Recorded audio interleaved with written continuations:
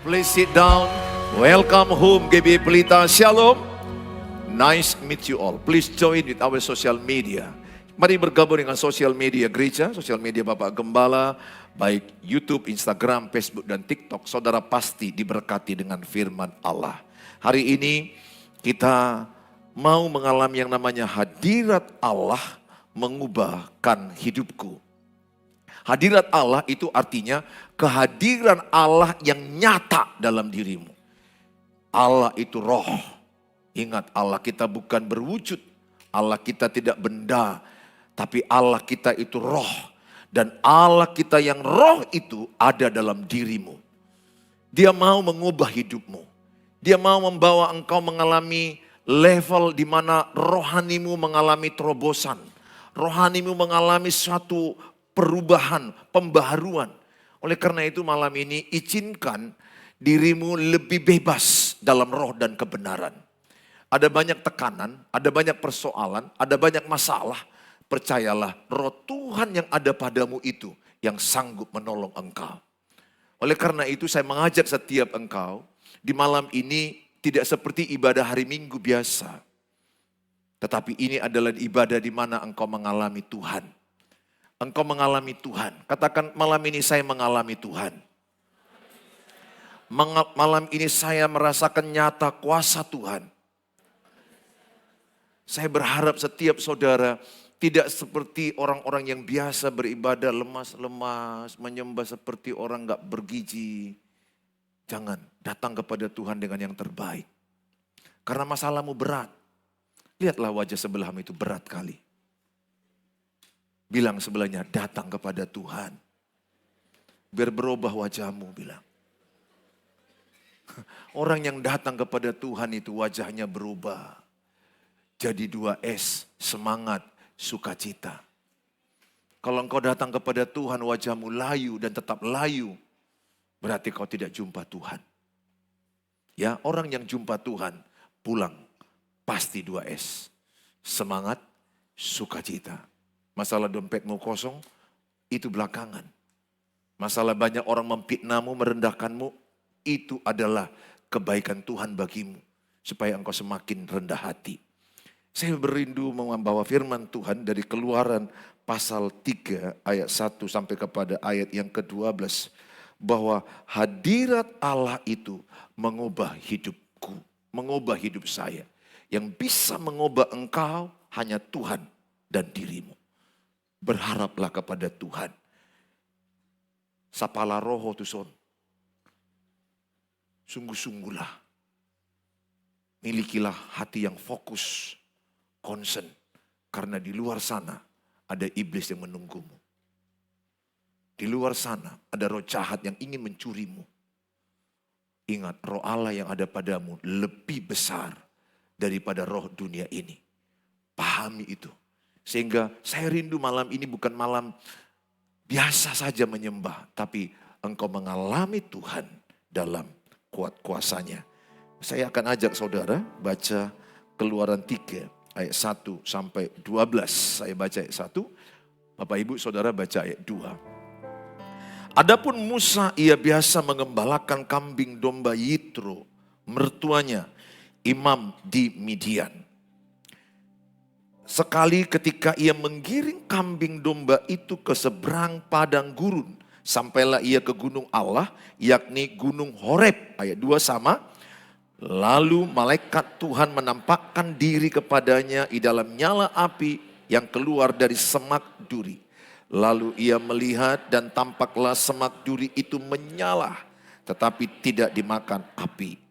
Musa berkata, baiklah aku menyimpang ke sana untuk memeriksa penglihatan yang hebat itu. Mengapakah tidak terbakar semak duri itu? Ketika dilihat Tuhan bahwa Musa menyimpang untuk memeriksanya, berserulah Allah dari tengah-tengah semak duri itu kepadanya, Musa, Musa. Dan ia menjawab, ya Allah. Lalu ia berfirman, janganlah datang dekat-dekat. Tanggalkanlah kasutmu dari kakimu. Sebab tempat di mana engkau berdiri itu adalah tanah yang kudus. Sama. Lagi ia berfirman, akulah Allah ayahmu, Allah Abraham, Allah Ishak, dan Allah Yakub. Lalu Musa menutupi mukanya sebab ia takut memandang Allah. Dan Tuhan berfirman, aku telah memperhatikan dengan sungguh kesengsaraan umatku di tanah Mesir, dan aku telah mendengar seruan mereka yang disebabkan oleh pengerah-pengerah mereka. Ya, aku mengetahui penderitaan mereka. Sebab itu aku telah turun untuk melepaskan mereka dari tangan orang Mesir dan menuntun mereka keluar dari negeri itu ke suatu negeri yang baik dan luas, suatu negeri yang berlimpah-limpah susu dan madunya, ke tempat orang Kanaan, orang Het, orang Amori, orang Feris, orang Hewi, dan orang Yebus. Sekarang seruan orang Israel telah sampai kepadaku. Juga telah kulihat betapa kerasnya orang Mesir menindas mereka. Sama? Jadi sekarang pergilah, aku mengutus engkau kepada Firaun untuk membawa umatku orang Israel keluar dari Mesir. Tetapi Musa berkata kepada Allah, siapakah aku ini? Maka aku yang akan menghadap Firaun dan membawa orang Israel keluar dari Mesir. Sama?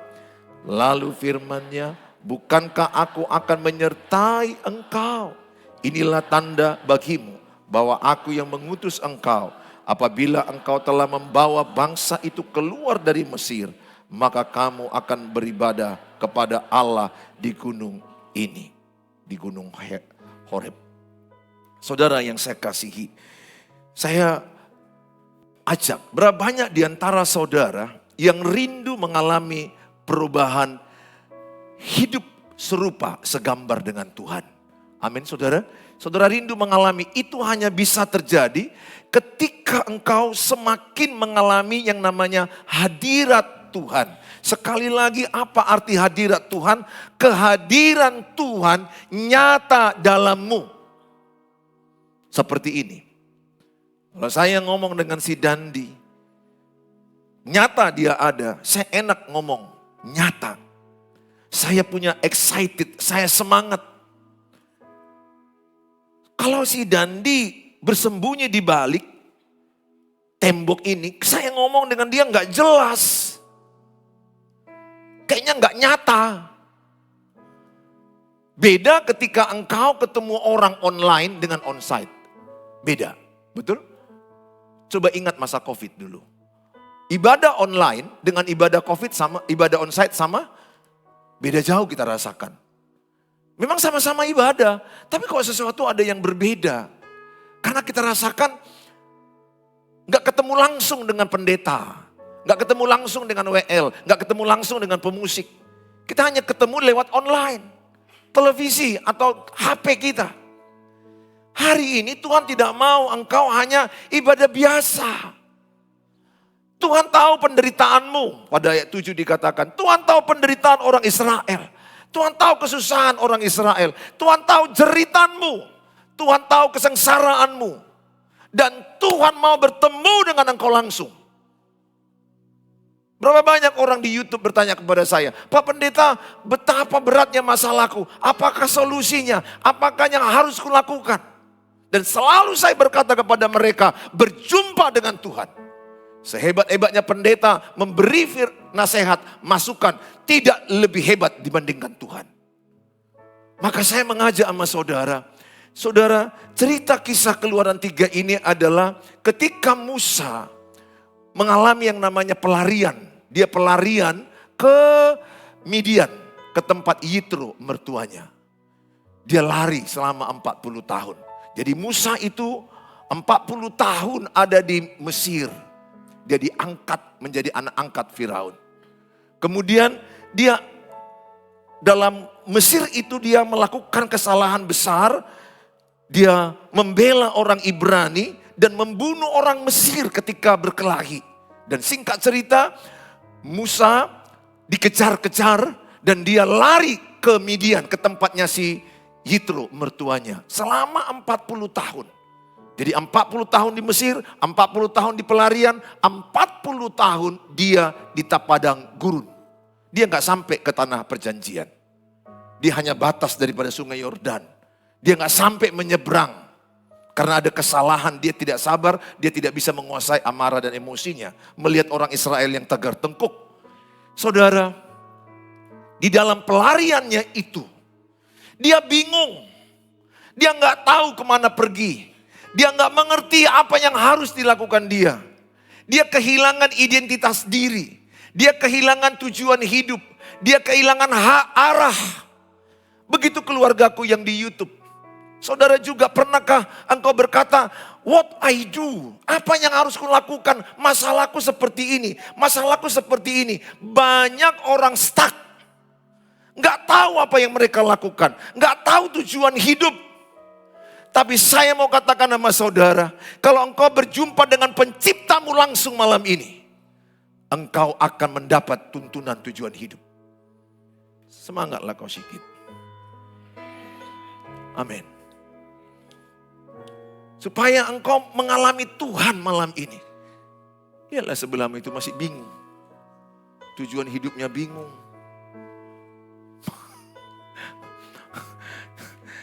Siapa yang pernah di sini karena punya persoalan bingung menghadapinya? Pernah? Pernah ya? Dan engkau bingung solusinya. Betul? Bingung, gak tahu apa mau dibuat. Saya pernah itu. Di pengembalaan saya pernah bingung. Di pernikahan lagi. Wow. Lihat muka-muka yang menikah ini banyak bingung. Tapi kalian yang belum mau menikah kan suka kali mau cepat-cepat menikah kan? Udah rasakanlah seperti mereka. Kebingungan. Bingung loh, bingung. Gak gampang dua pribadi dipersatukan. Suami dengan istri banyak perbedaannya, gak gampang. Saking gak gampangnya banyak cerai. Saking gak gampangnya banyak selingkuh. Benar. Gak tahu mereka gimana menikah itu. Gimana mempertahankan pernikahan. Banyak orang yang putus asa, stres. Saya pernah stres. Istri saya pernah stres. Tidak mudah. Pernahkah engkau juga mengalami kebingungan karena gak ada uang? Usapalah. Kau malu-malu. Dari wajahmu nampak isi dompet. Gimana bayar cicilan sepeda motor, bagaimana membawa uang sekolah anak, uang listrik, uang air, CO. Penggadaian. Sebelahnya itu pun lagi bingung itu uangnya. Lagi kebingungan dia itu. Tanya sebelahnya, betul ya kalau lagi kebingungan masalah uang. Dia dulu banyak cicilan. Saya pernah loh. Istriku itu pernah, perempuan ini kan kalau dalam masalah keuangan.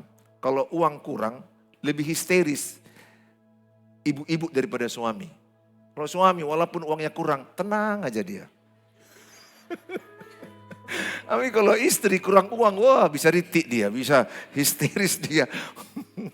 Nah, waktu istriku kekurangan uang karena banyak cicilan bank, cicilan sana, wah katanya.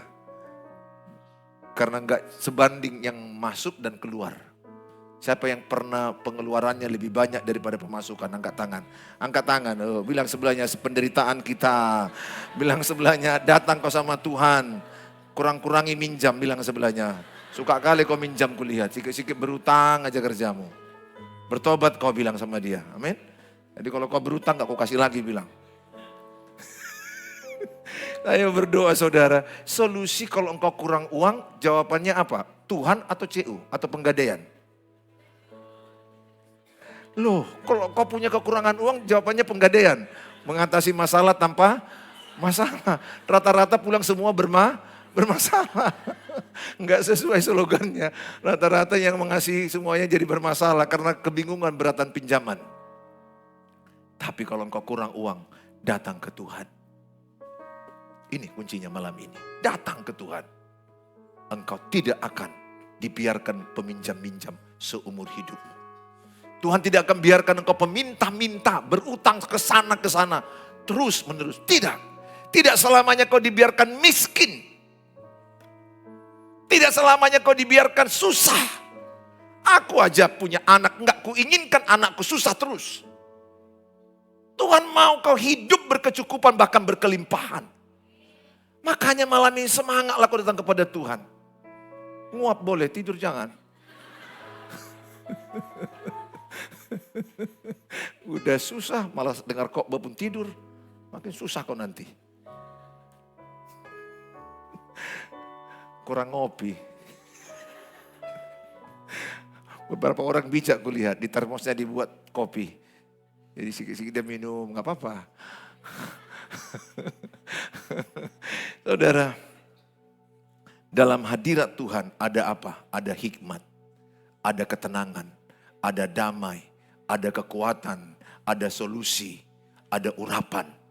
Sehingga ketika engkau datang kepada Tuhan, bukan berarti seketika masalahmu selesai. Tapi ketika engkau datang kepada Tuhan, engkau menerima damai memerintah di hatimu, di pikiranmu. Sehingga kalau damai di hatimu, maka engkau mudah menyelesaikan masalah. Engkau akan tahu mana prioritasnya. Maka Tuhan bilang, serahkanlah segala khawatirmu kepada Tuhan. Percayakanlah hidupmu kepada Tuhan. Maka nanti sebentar kita akan berdoa, saya mau engkau mengalami Tuhan. Jangan hanya biasa-biasa. Ini ibadah luar biasa. Supaya setiap engkau yang datang mengalami Tuhan. Aduh, gak adalah orang gak punya masalah. Percaya saya bilang, gak adalah orang gak punya masalah. Semua kita punya masalah. Tapi kalau kita datang kepada Tuhan, akan ada damai. Akan ada ketenangan. Akan ada hikmat. Akan ada kekuatan. Ada harapan. Ada sukacita, ada semangat. Yang pertama, saudara, perubahan apa yang dialami oleh Musa ketika dia berjumpa dengan Tuhan.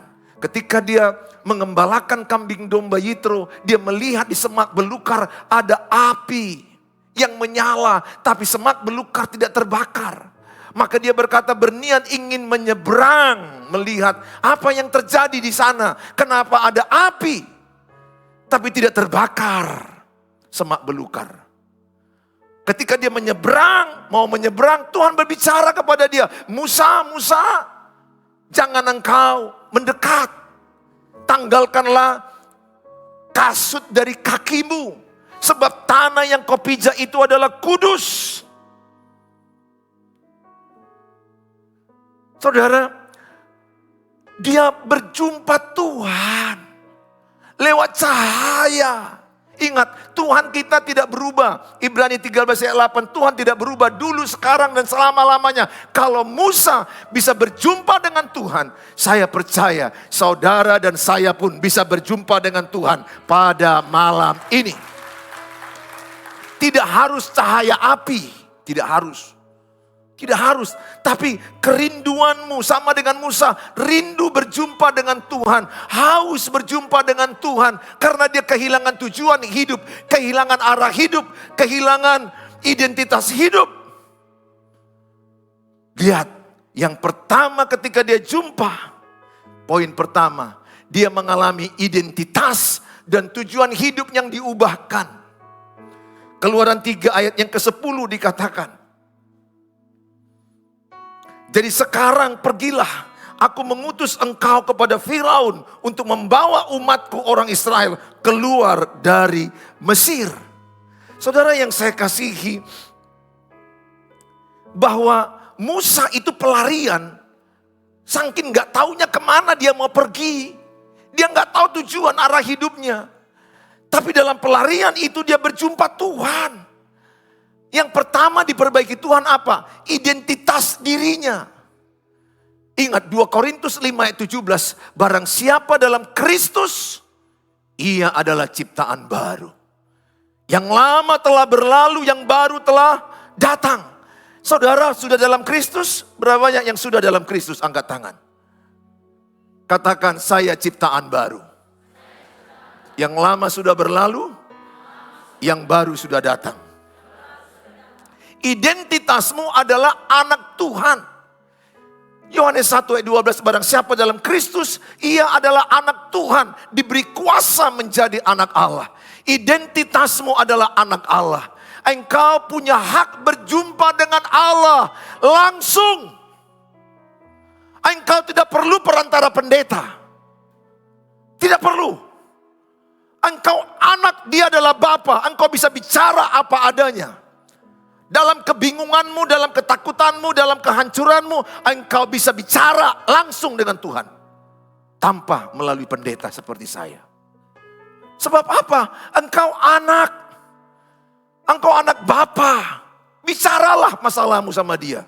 Makin engkau bicarakan sama orang, makin digosipnya dirimu.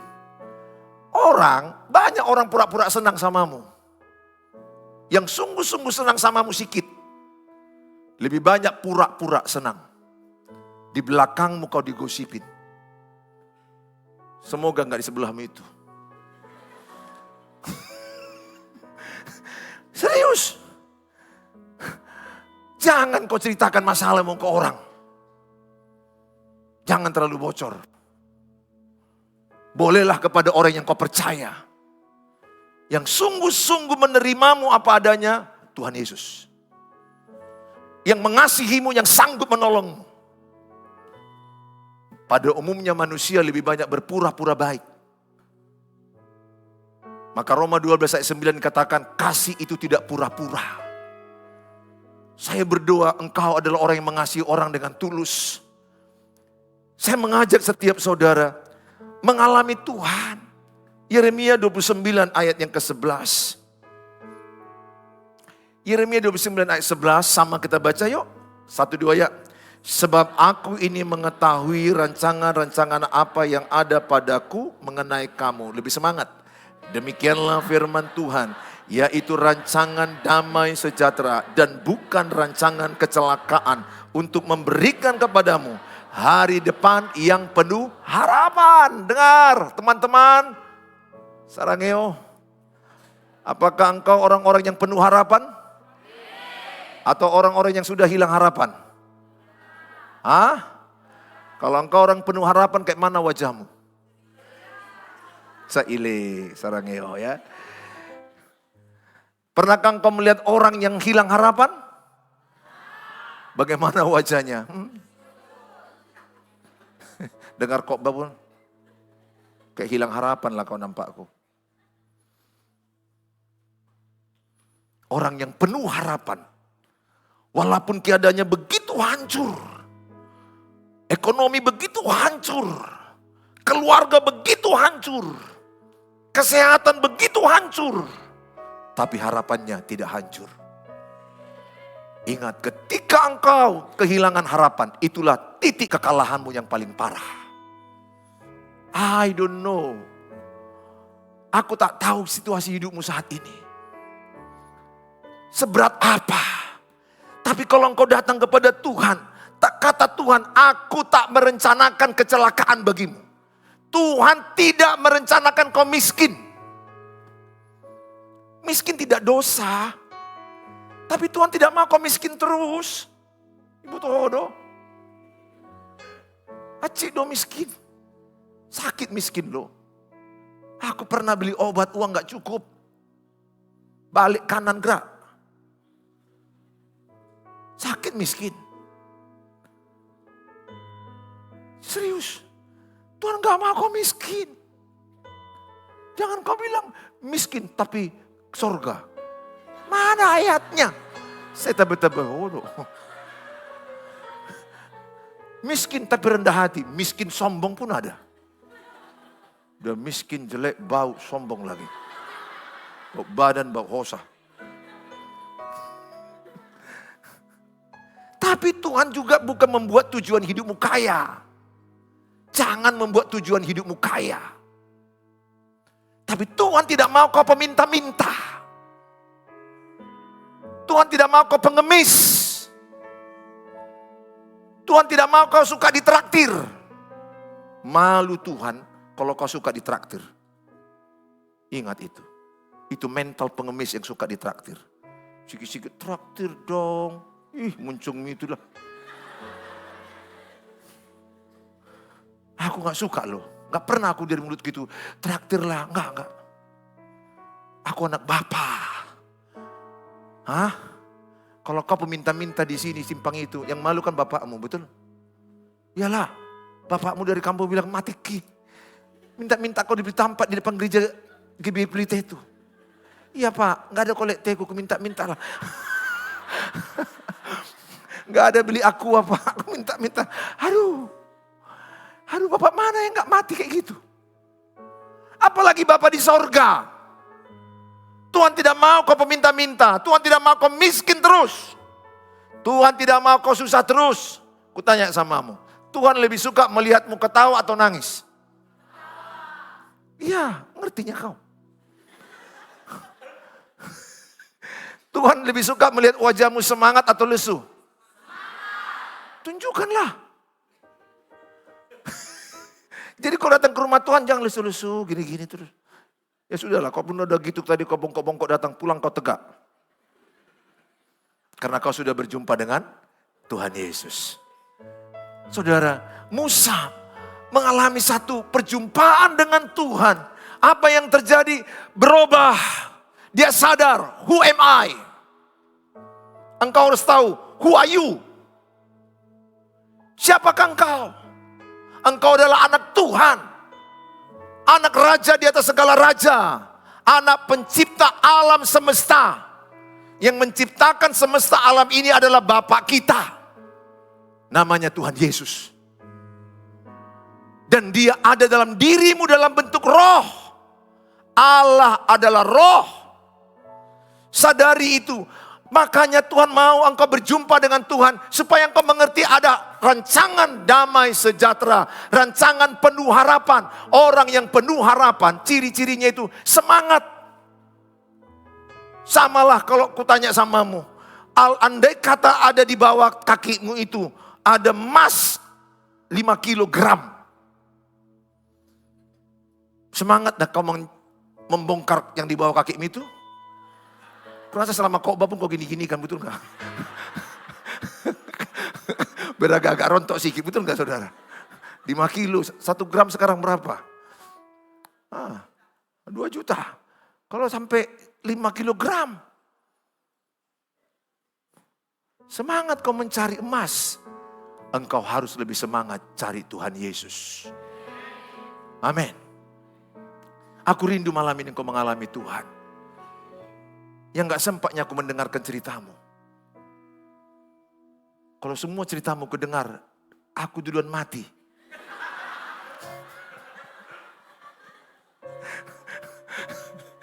Jemaat kita hari Minggu 2000-an lebih, hampir di 2.500 tiap minggu. Pesanku samamu, ceritakanlah ke Tuhan. Sesaknya hatimu itu. Sesak dalam perasaan. Mana lagi kau dikhianati cintamu.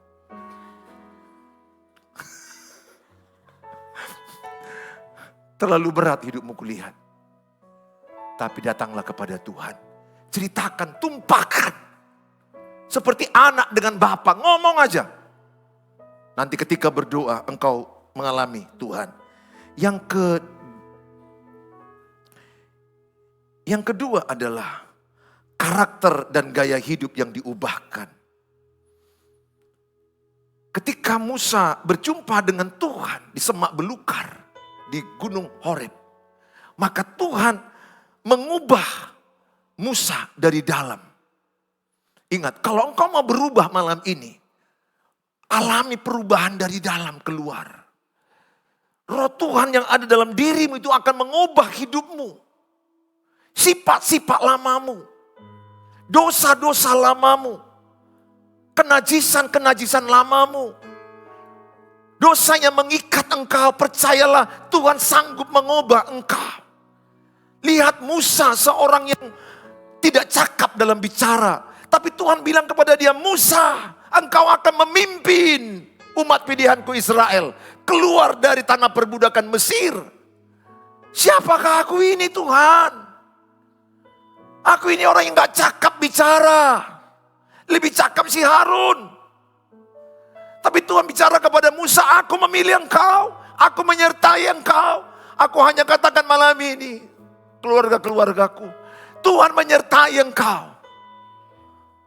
Sorry kalau bapak rohanimu gak bisa dengar ceritamu, jeritan hatimu. Beberapa orang udah kudengar, cukup menjerit. Sebagian lagi nggak perlu kudengar, nampak dari wajahmu. Penuh jeritan. Tapi aku mau katakan kepadamu, datang kepada Tuhan. Datang kepada Tuhan.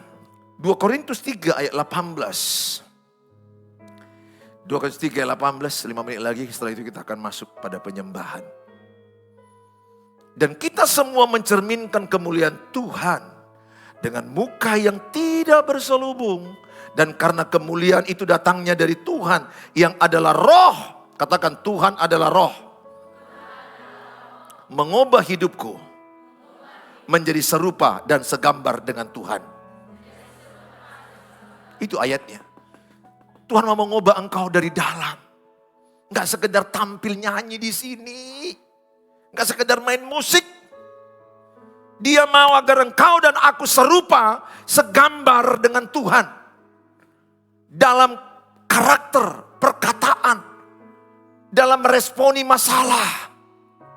Tuhan mau engkau berubah. Ingat, Tuhan adalah roh tinggal dalam dirimu. Jadi engkau bisa merasakan Tuhan hadir nyata dalam dirimu. Itulah hadirat Tuhan. Hadiratnya mengubah hidup kita. Perjumpaan dengan Tuhan si Musa berubah. Penakut menjadi pemberani. Bingung menjadi jelas.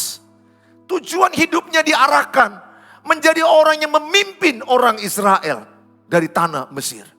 Aku berdoa malam ini keluargaku yang di YouTube. Saya berdoa engkau mengalami Tuhan. Jangan sia-siakan Tuhan yang ada di hatimu. Jangan sia-siakan Tuhan yang ada di hidupmu. Alami Tuhan dalam hidupmu. Sehingga semakin hari engkau dan aku semakin serupa, segambar dengan Tuhan. Orang melihat kita semakin mirip dengan Tuhan. Dalam perkataan, perbuatan, dan pola pikir kita. Dan engkau semakin sadar bahwa penderitaan yang kau alami itu ada tujuan baik Tuhan. Mungkin engkau hari ini belum melihat apa sih tujuan baik Tuhan lewat penderitaan ini. Coba engkau masuk di hadirat Tuhan. Tuhan bicara kepadamu, pa. Bagaimana caranya? Firman inilah suara Tuhan. Dia akan mengajarkan kepadamu, ini tujuanku samamu, ini tujuanku samamu. Engkau akan buat ini, engkau akan buat ini. Itu yang kudapatkan sekarang. Mengembalakan gereja ini harus banyak doa. Aku tanya, mempertahankan pernikahan pun banyak doa. Saya hanya tanya, Tuhan apa yang kulakukan? Tuhan bicara ini. Itu kapan bisa kau dengar? Ketika engkau merendahkan hati dan masuk di hadirat Tuhan. Seperti malam ini. Aku rindu setiap engkau mengalami hadirat Tuhan malam ini. Efesus 4 ayat 22 sampai ayat yang ke-24. Efesus 4 ayat 22, yaitu bahwa kamu berhubung dengan kehidupan kamu yang dahulu. Harus menanggalkan manusia lama yang menemui kebinasaannya oleh nafsunya yang menyesatkan. Aku rindu kalau engkau sudah berjumpa Tuhan malam ini. Tinggalkan pornografi. Tinggalkan ciuman-ciuman. Tinggalkan kenajisan. Tinggalkan free sex. Tinggalkan cara pakaian-pakaian yang tidak sopan. Tinggalkan kata-kata kotor, kata-kata kosong, kata-kata sembrono. Alami Tuhan, ketika engkau mengalami Tuhan ada perubahan dari dalam keluar. Sehingga engkau takut berbuat dosa. Aku berdoa, terjadilah padamu malam ini sehingga engkau takut Tuhan. Karena banyak orang yang melayani tapi gak berjumpa dengan Tuhan. Pornografi jalan terus. Onani, masturbasi, free sex jalan terus. Bohong jalan terus. Benci jalan terus. Sakit hati jalan terus. Kenapa dia gak berubah? Karena gak berjumpa dengan Tuhan. Sesering apa kau ibadah kalau gak berjumpa dengan Tuhan? Tidak mengalami perubahan. Ketika engkau mengalami Tuhan, buktinya perubahan hidup. Bencimu hilang jadi sayang. Sakit hati jadi mengampuni. Marah jadi ramah. Pelit jadi murah hati. Perubahan itu dari dalam. Roh Tuhan yang mengubah sifatmu. Dan mengubah hidupmu. Alami itu. Banyak pelayan-pelayan Tuhan nggak tahu tujuan hidup, nggak mengenal identitas, jatuh dalam kenajisan, jatuh dalam perzinahan. Banyak. Kenapa? Karena dia melayani tapi nggak jumpa Tuhan. Kalau engkau berjumpa Tuhan malam ini, aku tahu engkau takut buat dosa. Engkau takut berbuat dosa. Saya takut berbohong karena aku tahu ada Tuhan di hatiku. Aku takut nonton pornografi di sini, aku tahu ada Tuhan di hatiku. Aku takut melakukan yang namanya dosa karena aku mengasihi Tuhan. Itulah takut akan Tuhan. Mengasihi Tuhan. Teman-temanku, seperjuanganku. Aku ajak kita semua malam ini. Ayat 23 dikatakan. Ayat 23 sama-sama dibaca 1, 2 ya. Supaya kamu dibaharui dalam roh dan pikiranmu.